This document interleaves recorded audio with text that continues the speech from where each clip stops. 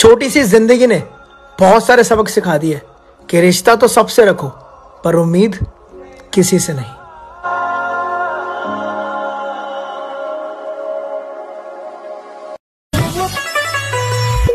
Music बहुत अच्छा लगता है। हेलो एवरीवन, कैसे हो आप सब। आज आप लोगों ने देखा है अंजलि के एक डायलॉग वीडियो को और इसी के साथ में आप लोग बताएंगे कि ये कितना रियल है। मजा तो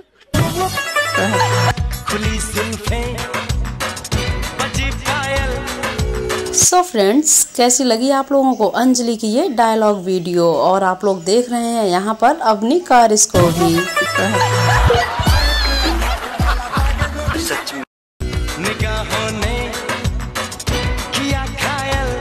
सो फ्रेंड्स, वीडियो अच्छी लगी है तो वीडियो को लाइक कीजिए, शेयर कीजिए और चैनल को सब्सक्राइब कीजिए। Thank you so much.